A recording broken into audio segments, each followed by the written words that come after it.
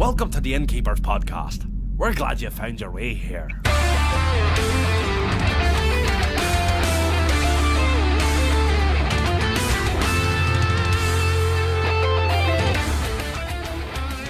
And welcome to episode 5 of the Innkeepers Podcast. We are a podcast for innkeepers covering Hearthstone's Fireside Gatherings. With insight and information we hope our fellow innkeepers find useful. Our topic for this episode was suggested by our one and very own O'Leary, and brings a truly international flavor to our show. I'm Patrick from Knoxville, Tennessee. This is Andy from Orlando, Florida.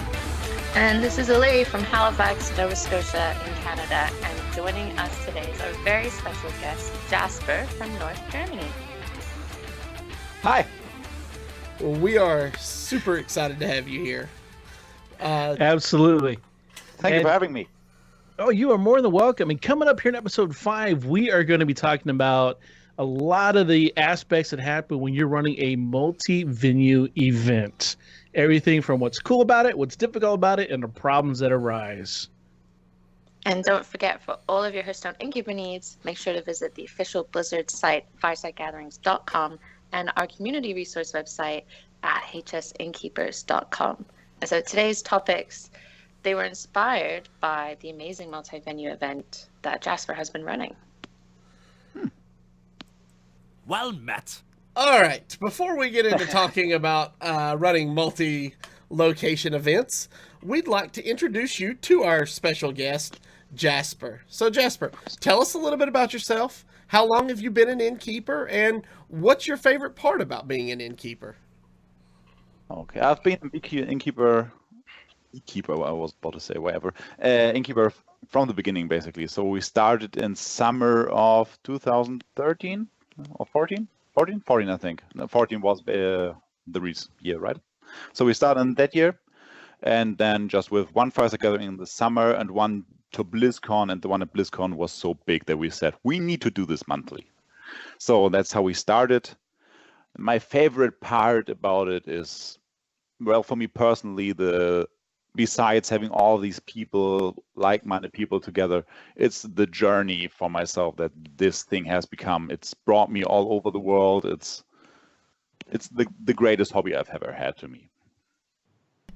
Now, one of the cool things is we were able to actually meet Jasper at the Innkeeper Summit, which a lot of you guys did. Got a chance to meet him in California. So it is something that did bring you internationally across the pond, as it were, to visit California. And that was really cool meeting you there, sir. Absolutely. Well, it was an absolute tremendous experience to see all of those different people, different cultures, different innkeepers. But basically, everyone with the same mindset, Fireside Gatherings, esports, gaming. That was a absolutely cool experience. So getting into the logistics of running a multi-location event, I just came off the heels of participating in Blizzard's Tavern versus Tavern, where I had help running mine. In fact, I had an admin on my team who pretty much did everything for it. I had to deal with some of the headaches, some of like logistics of getting people in the right place, cancellations, availability, communications issues, connectivity issues, rescheduling. It just seemed like for that small of what it was, our deal was in the Tavern versus Tavern, because of Hurricane Irma, the state of Florida was left on its own to do its own little side tournament, if you will. Our leg of that tournament was left up to us to manage. And it was a giant nightmare. We got through it, but there were so many logistical issues that popped up. How do you deal with logistics of a multi-venue event? Well, that's a large topic, of course. A lot of things involved. The main thing that I do to deal with everything properly, because of course we are all volunteers here. I have a team of, let's say, 2 to 10 people, whatever I need, and whatever the timing is, I can get up to 10 to 12 to 15 people for such an event up. But the main thing that I do is everything goes over my desk. So because we are volunteers, I don't know who's up at which point and how this will work and who will drop out because he's getting a child or something. Everything for this ran over my desk, and by that, I had an overview about everything, of everything. An overview, doesn't matter. I had an overview, and that's the thing that I really needed to run this properly. Scheduling and all of that, of course, you have to prepare good. I had like 3 months. I started planning the Fireside Gathering Brawl, which was 10 days ago, after the Innkeepers Summit. So that's like I had 2 months, 3 months to get the Innkeepers, to get the Firesides in, to get all logistics, schedules, graphics, everything done. And it was not enough time in the aftermath. I have to say, next time I need either more time for the whole thing on my own schedule or a longer time frame. So that's how we dealt with stuff like scheduling. Venue is always a big problem. I mean, the Tavern versus Tavern is a Blizzard event, so everybody wants to participate. So I think there's not the biggest problem to get many venues in such a tournament, but for us, our prize pool is very small. So everything that the only thing that motivates innkeepers to get into this tournament is the experience of Fireside Gatherings, working together, competing together, bringing all of that together. So that's how we try to motivate to get everybody in. I targeted, I aim for like 32 venues. I got 17, which is bigger than the first one, so I'm fine with that. But still, that shows that it's really hard to get venues together. The upside of not having such a big prize pool like a BlizzCon ticket or something is that conflicts are rather small. We all know that, maybe from our own Fireside Gatherings and all of that. Not having the biggest prizes makes the competition nicer. People are attending then to say, okay, yes, I had a DC, but I agree with you. We don't need to rematch. I had lost this match. And that's basically what happened here again. I had only one situation where I had to make an admin ruling, and everybody was just, after I said it's that way, everybody was okay, we agree. Let's do that. So that's most of it. Language issues. Just looking at the paper here, we didn't have any. Communication was pretty good this time. People from East Europe even started talking German to me, and I had to remind them that they should please stay in English. That's pretty cool. That is kind of cool. So you make a really interesting point there that sometimes the lower the prize pool, the less issues you have, because people are they're just having a good time. And that's one of the things we like to promote at everybody's Fireside Gathering, is having a great time. So that's a very interesting point. Now, did each of your venues have their own prize pool, or did you just have one big prize pool for all the locations? No, okay. Maybe I should first say how the whole thing is built. So the Fireside Gathering Brawl, that's what we do, is a 3 versus 3 Tavern versus Tavern tournament. So every tavern just hosts a regular Fireside Gathering. It normally, starting next time, it needs to be listed on firesidegatherings.com. This time we not yet require that, but it needs to be a public, normal Fireside Gathering. And they also need to host side events, everything like a normal Fireside, and they just have these 3 players that compete there. Hopefully they have a beamer that shows the stream and have everything for that prepared. So everything I was concerned about, everything we work with, are just basically these 3 players and the admin. And they compete for a small, this time it was some rocket gear. So everyone from the top 3 teams, so 9 players in the end, got a headset, a mouse, and a mouse pad from Rocket. Oh, very cool. Very cool. Yep. The time before we had the Meltdown bars, which are of course a big franchise now all over the world. Then we had just a small money pool and all that. So we try to get some prize, but it's not one of my main focus points. And then we encourage. Oh, yep. Please continue. And then we encourage all the innkeepers just to make side events as much as possible and send us pictures, and we try to promote all of that also on stream to show that what all this is about, having a good time together. All right, cool. So it seems like there were some logistical challenges, but you overcame those by being the central point of everything coming across your desk, as you said. So you were able to make the final decision on the entire event. And again, I 100% agree that there has to be, at some point in time, a single person in charge of an event to make that final decision. So, Patrick, did you want to talk to him about any of the technical issues? Because you are, right now, our reigning technical faux pas expert. You will have that title, my friend, until somebody else has an issue. So Yeah. So, talking about having multiple taverns involved in an event obviously multiplies the issues that you could run into exponentially. So, we all know that things are going to tend to happen at the worst time possible, and it's just Murphy's Law, basically. But it seems, that you are opening yourself up to more issues like this. So what can you do as an organizer logistically to try to mitigate these issues across multiple venues? Have a plan B. No. Right now, I don't think. Really, depending on the issue, of course. You have many venues. You have venues from regions which have bad internet connections, so the likelihood of DCs is very high, especially when you deal with Russia. Just such a thing. Their internet sometimes really, really sucks. Yeah.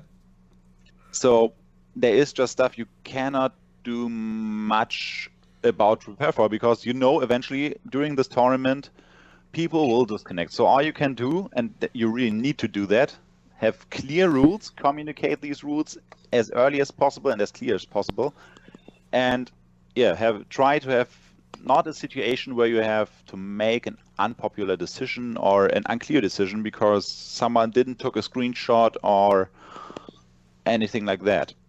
And that's the main thing that you have when venue against venue, because DCs are the only big technical issue besides a complete venue being killed by a power outage or something. That's the only issue that really, really can come up and really, really hurt you, disconnects. In my opinion, that's the only issue that came up. Luckily, we only had. Yeah, we once had, I think, a power outage here in the studio, so the stream went down at something, but still, the main thing of the tournament is the Innkeepers cooperating, so the stream going down is bad for the viewership, but it does not hurt everything. Just have fun. Awesome. Okay. So yeah, I guess that pretty much covers. You ever have any issues with matching across multiple locations? I guess communication is key, obviously, but yes, absolutely. Matching issues, and how do you sort those out if any arise? What exactly do you mean by matching issues? Say, you have a player who's trying to friend invite, and for some reason the other player's maybe not seeing it or something. Is it you just have to holler at the venue admin, or maybe it's a client issue? How do you guys handle client side issues? We actually never had any big client side issues. Okay. So far, we normally handle that by communication over Discord. We have a Discord server. Every location has its own chat. That's basically what Blizzard does for the HCT2, I think. I haven't been part of it this year, so I don't know how they handled it over Discord, but that's how I did it for Skype. And in every channel, besides the admins, I also have the players. And every communication runs through my admin team. I had, for the Brawl now, I had 3, with me 4 people, just monitoring all the chats and keeping the game going on. Doing the picks and the bans, all of that is done by communication with the admins. We have an Excel form where we just enter every detail and then copy paste our answers to the chat. Okay. So that's our workflow. So having my admins in everywhere resolving everything. We did not for once, at least I didn't see it. So either the Innkeepers resolved it themselves in direct communication, or it really did not occur in 2 tournaments with together over 30 venues that there were big issues with the client itself. So you were talking about having a shareable document, basically, where you have everybody kind of check in and do that. But do you have like a document for like before the events where like you have the admins test the venues, basically? Like what do you kind of test for before the events? Well, no, not really. I don't. Before the tournament, I just communicate myself with everyone and just have a look at all the innkeepers that I communicate with and try to get, besides the ones that I already know, try to get to know them and really get a feeling that I can trust them with what they are doing. And so far, that's something, that really worked well. A lot of innkeepers, of course, thanks to the summits, I know now personally, so there is no problem on that front. And in Italy, I met a big part of the Italian community. So really having a personal connection to everyone helps with all of that. So there's no big vetting process or something. I have some forms that they need to fill out on Google Forms, so I have the information on all of that. But still, what really helps is stretching the whole registration process over a longer period of time, so that I directly see, they are now late twice. What's up there? Maybe I should talk to them. And that worked pretty well. So I don't have any big vetting before the event. Okay, awesome. Well, Andy, do you want to talk about side events at these multi-venue locations? Yeah, I was kind of getting a feel. You had said earlier that you required all of your Fireside Gathering events that were taking part of the multi-side event to actually have full-fledged Fireside Gatherings with side events, and you required them to take pictures. Could you go over some of the side events that you guys did? Well, we ourselves didn't know side events, so we just asked for people, do a normal Fireside Gathering like you always do. You know your own community best. You know about everything that you do best. So we had no direct involvement in what side events were held where. That's the first thing. When I look at, I did not yet look at feedback and pictures and all of that. So that's why I really don't know this time which side events were run, but the rest, it's the pretty basic stuff that we all know that works as a community, like Pictionary, drinking games. Don't know what they are playing actually. There's lots of stuff, but that's something that I have on my mind really is expanding this experience, because it's Fireside with Fireside together to side events. So like having a Pictionary between two venues or so and a break on the stream. But all of that, of course, is really, really heavy on the production side of the whole stream and all of that. That's why we did not do that yet. That's so looking back at, you've just come off this I think you said days ago, you just finished a tournament. What are some lessons learned that you have, and like changes you would make for the next time you do it? I know you've already said you try to give yourself a little more time for the planning stages of it, but what are some other changes you think you might make?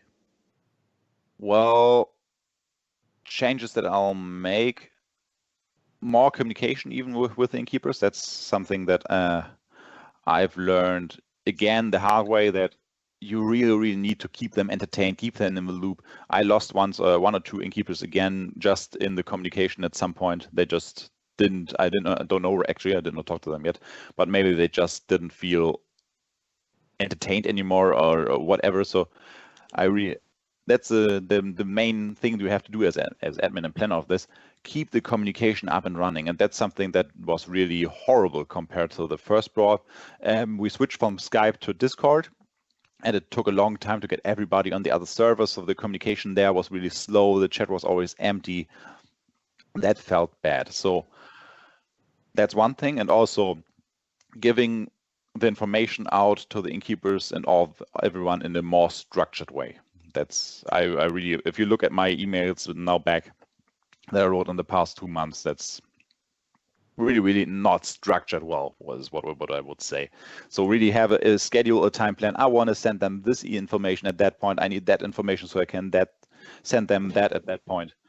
having the whole preparation better scheduled so that everybody feels better about the event. I think the only person that really felt bad about it at some point was myself, but still, I think I myself maybe should feel good about it too.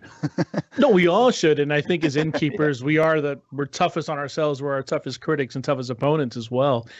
Now, have you thought about using a calendaring system to, let people know when you need this stuff by and when your email is going to be scheduled to send out, and a shareable calendar like Google Calendar?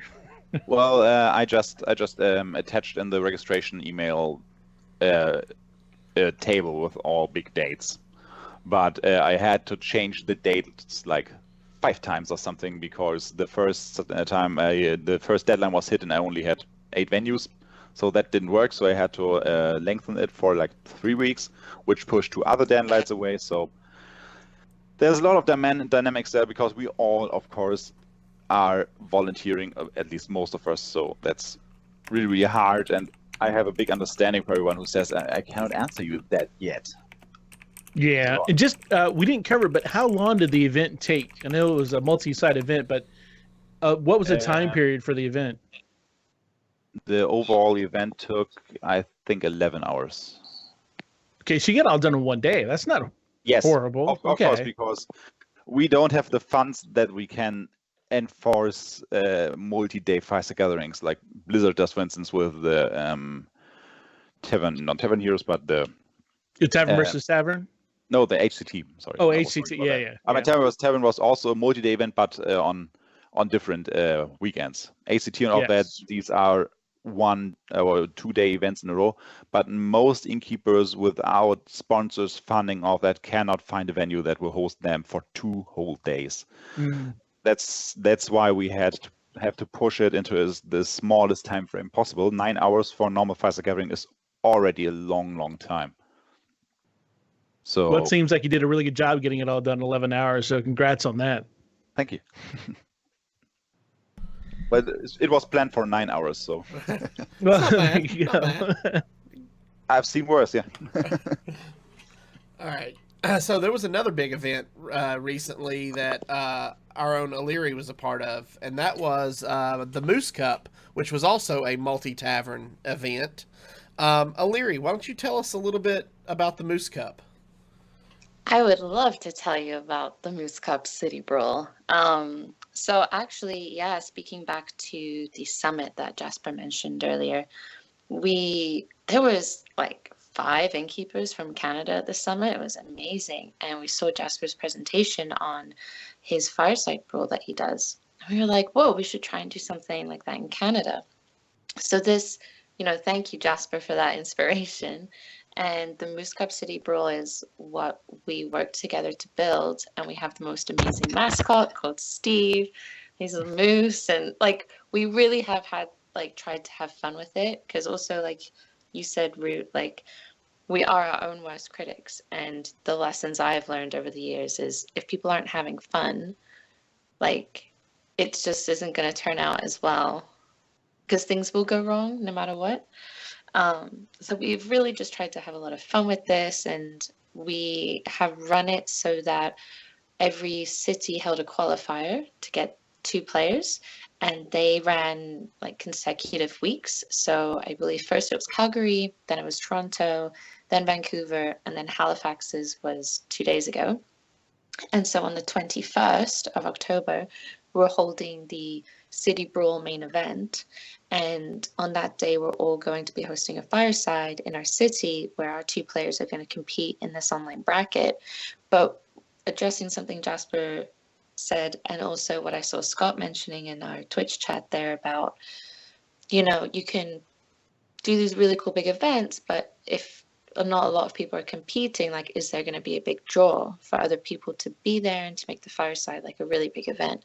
So we decided, some of us, to have a Hallows End party with it. So we had already planned this Hallows End event to go along with it, and then the Moose Cup City Brawl will be streamed there as well. So hopefully it'll make people more aware of it, but at the same time it's surrounded by this really cool, exciting event. And now that There's a new Warlock hero skin that you can get from these things, and the Hallow's End promotion being announced today. Like, now we're really excited because it falls within the deadlines for those. So we're doing the same kind of goals where we're trying to just connect people and connect communities across our country, but also having it so that the events cater towards a general fireside crowd as well, so that we can have a big attendance and hopefully, make it bigger, have more cities the next time we do it. So yeah, that's why it's been really interesting hearing Jasper talk about his, because it was definitely the inspiration for the Moose Cup. I'm honored. Now, have you taken any notes from what Jasper has shared tonight to apply to the Moose Cup?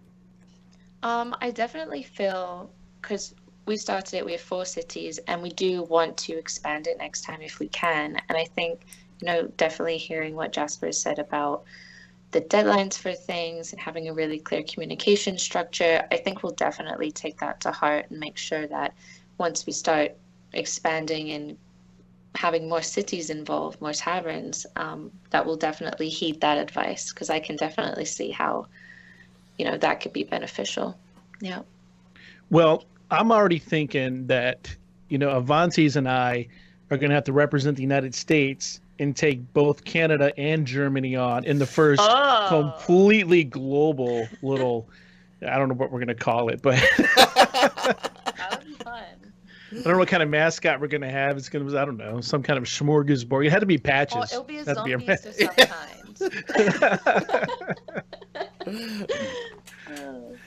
Well, you Europe know- is prepared for you. Know that. I can already tell you the biggest issue is going to be time difference. Yeah. Yeah. So, okay, Larry, you already mentioned it, but we have this brand new, what's her name? Nimsy Necrophyso is coming out. Yes.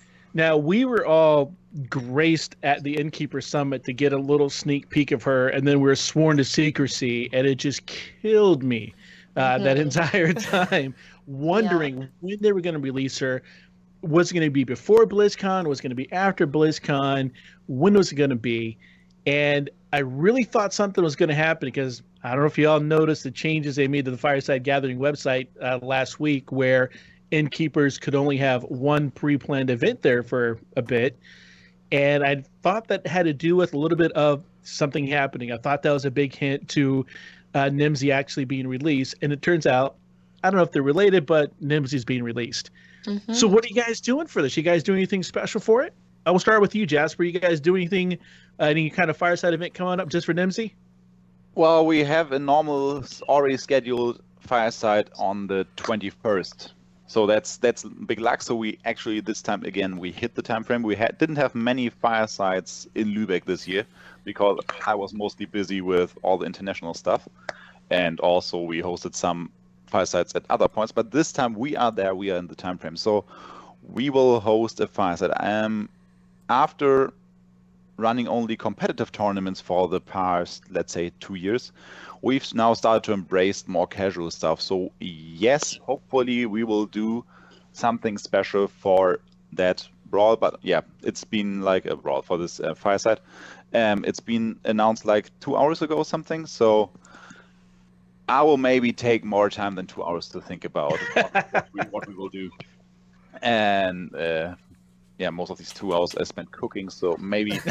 But we will try to make it an amazing weekend, because of course this is like the biggest chance for every innkeeper to increase the size of patrons by 20,000, because people will go nuts and come to just get this hero. And if we can catch them there and show them that this is not only about another hero, this is about fun and being together, then that's a big win for us. So yes, I will absolutely try to make this fireside the best fireside I've ever hosted. Perfect. Avances, what about you? Any plans? Actually, yeah, I just started trying to schedule an event today. Gonna kind of tie it into Halloween weekend. We're looking at the 28th of October in Knoxville to have a 3v3 tag team brawl tournament. Nice. So I've already put the word out to my community to start looking for partners and friends to form some teams.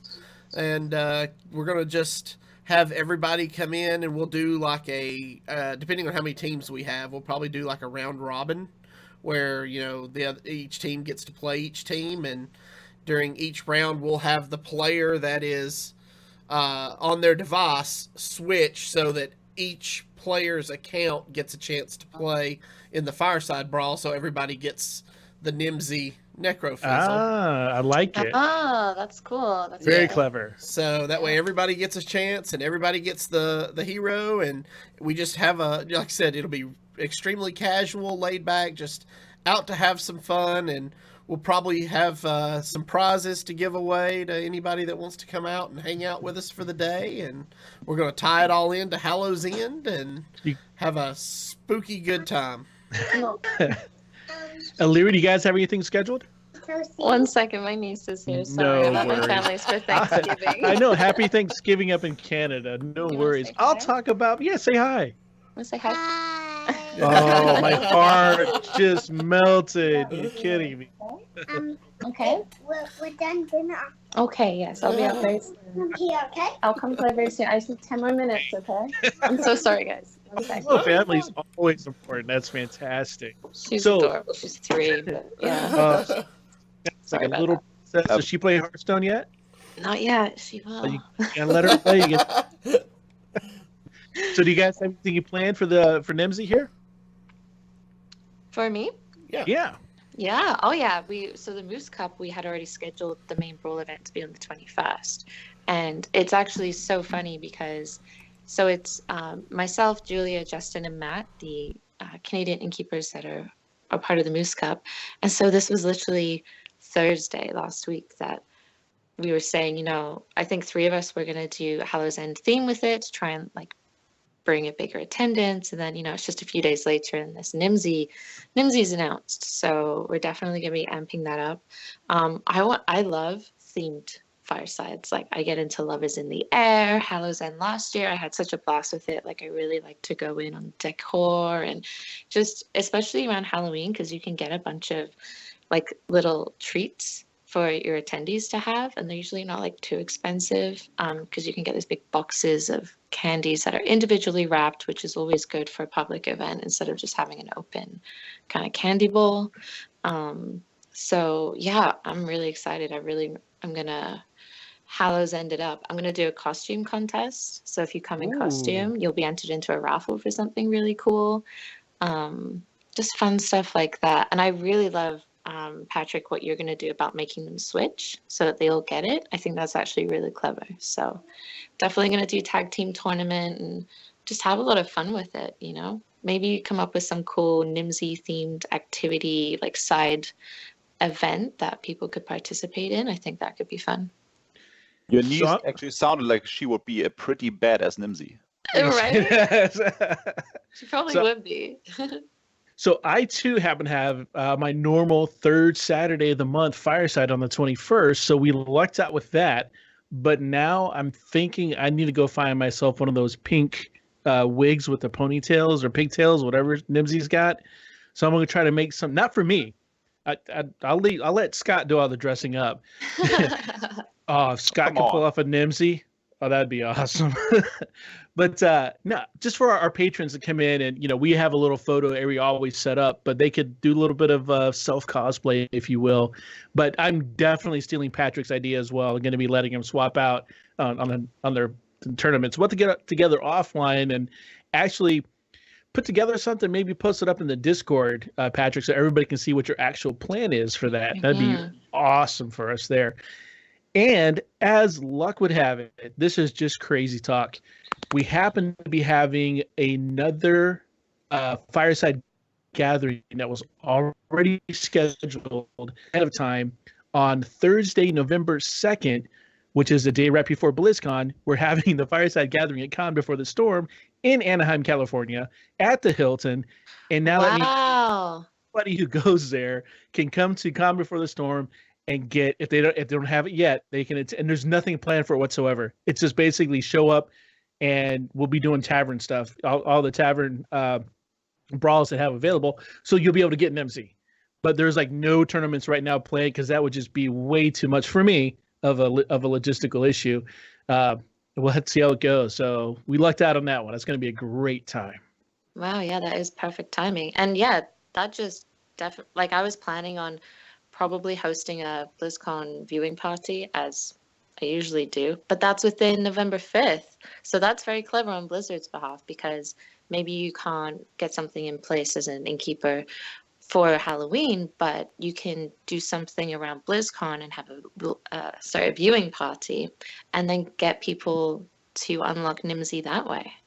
Or if you already have something scheduled, schedule another one. Just schedule a viewing party that is a fireside gathering that people can get Nimsy at. Yeah. Already done. Already done.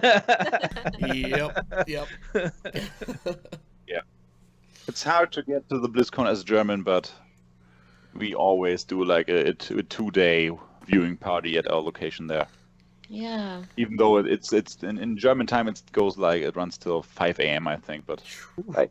Yeah. Just a weekend that goes down for that. It's okay.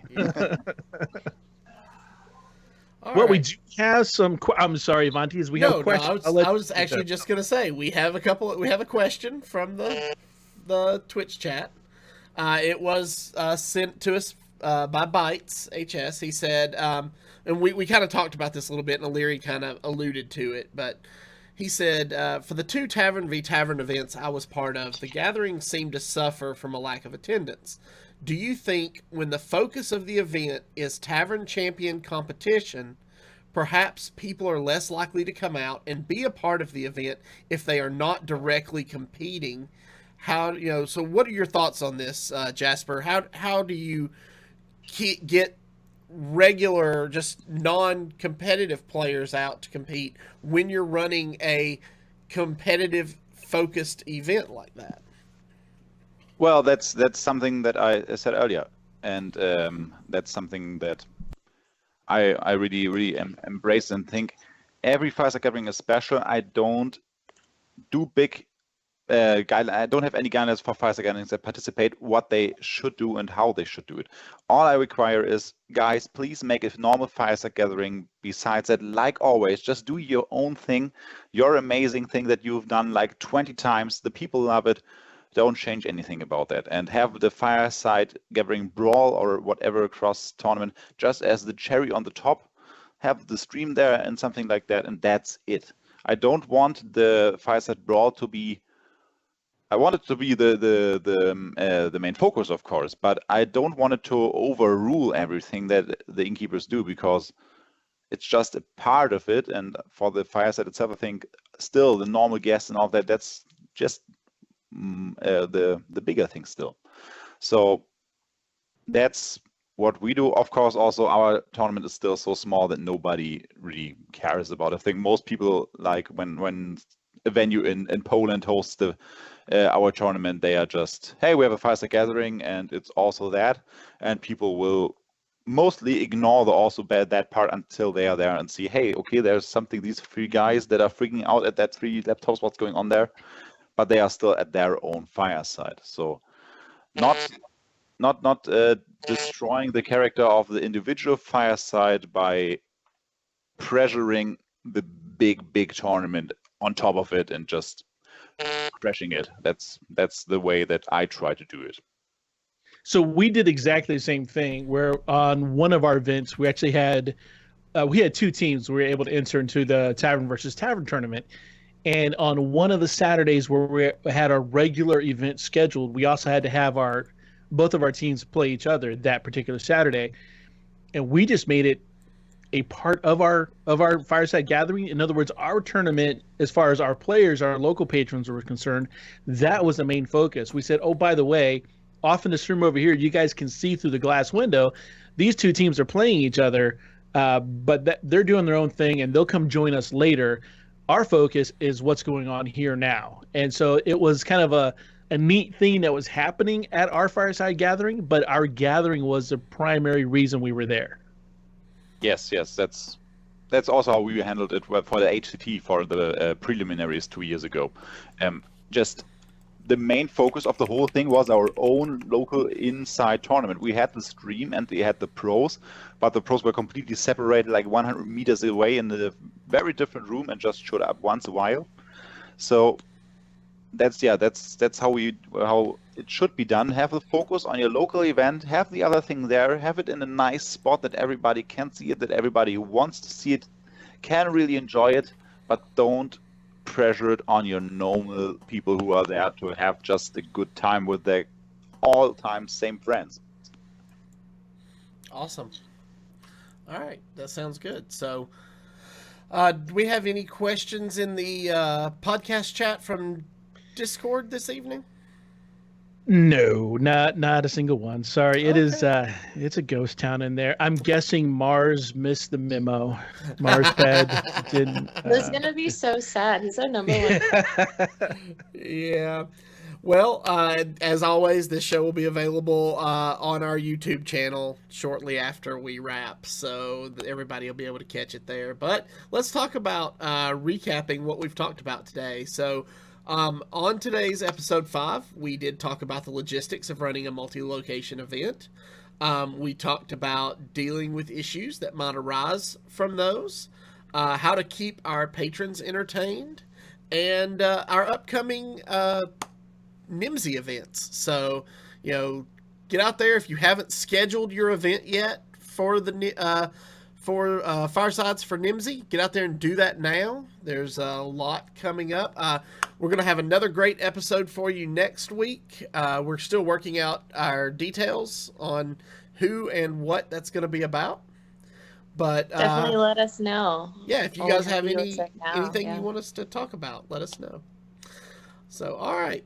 So, Jasper, if people want to hear more from you on a regular basis, where can they find you? Well, everywhere where the tag Barcraft HL is there, I just type it into the chat. Where you see this logo on my t-shirt here, this one, there's always normally me behind that, or other awesome people from Lübeck, of course. I'm not alone on this. I cannot stretch it. Do you have a Twitter people can follow? I have a Twitter, yes. BCHL Jodder. Okay. And BCHL Jodder. Yeah, Barcraft HL Jodder. Okay. On Twitter, and yeah, just follow Barcraft HL everywhere. Twitter, Facebook, Instagram. I'm also on Instagram, Jasper Schwinghammer. What was that last word? Did I hear Swinghammer? All right. Maybe. And Root, where can people find you? Easiest place to find me is on the Twitters at Hearthcast Roots, and you will find me weekly on my Hearthcast podcast, which is a Blizzard Universe podcast. And then I'm also on another podcast that deals with tech and gaming. It's called Vote to Kick. That's Vote, the number 2 Kick. And that is, again, about a weekly podcast, and it's pretty nerdy, but it's cool. Awesome. And Aliri, how about you? I'm just going to say real quick that we have a very special question from none other than Jesse. There it is. It popped in. He wants to know, what conditioner does Jasper use on his hair? Oh. Wait a sec. That's a serious question. Very important question. Oh, yes. I want to go get it. That's awesome. That is not a very serious question coming from Jesse. He asked. But I think Jasper went to get his conditioner. I think yes. he did. That's awesome. So while he's gone to do that, Aliri, why don't you tell people where they can find you online? Sure, you can find me on Twitter, just at Larry. You can find me there. Ooh, Jasper, do you have it? He's brought his conditioner back. So right now I'm on my portfolio. Right now, of course, as the basic, I have Head and Shoulders as the standard thing, and just to give you some more German, I have my conditioner from Garnier, wahre Schätze, der stärkende Reparierer, Honigschätze. I think he just cussed us out at the end there. Strapaziertes, brüchiges Haar. Oh, well, it's working. I heard the word hair. That's the only word I got out of that. Working for you. All right. Jesse says thank you very much There you go. for answering that question. So, Avantis, where can people find you if they want to talk more with you? Yeah, absolutely. You can find me on Twitter at AvantisHS, or you can find me every Wednesday night at 7:30 Eastern Time on Hero Power. It is my weekly Hearthstone podcast where we talk about everything going on in the communities, in the meta, and we play a deck each week that you might see and kind of teach you how to play it. So if you're curious, you can check that out over on twitch.tv/ECMMO Gamers. And I believe, don't forget, you can also find pretty much all of us in the Innkeeper Discord. If you are not a member, you will find the link in the show notes on YouTube. And also make sure you check out hsinnkeepers.com and resources.firesidegatherings.com for all of your Fireside Gathering needs. And as we close the show, we want to thank all of you for listening, and we hope you all have a great week. We will see you again next week. Thanks, Jasper, for coming all the way from Germany. Thanks for listening to the Innkeepers Podcast. For all sorts of Hearthstone community-related goodness, check out hsinnkeepers.com.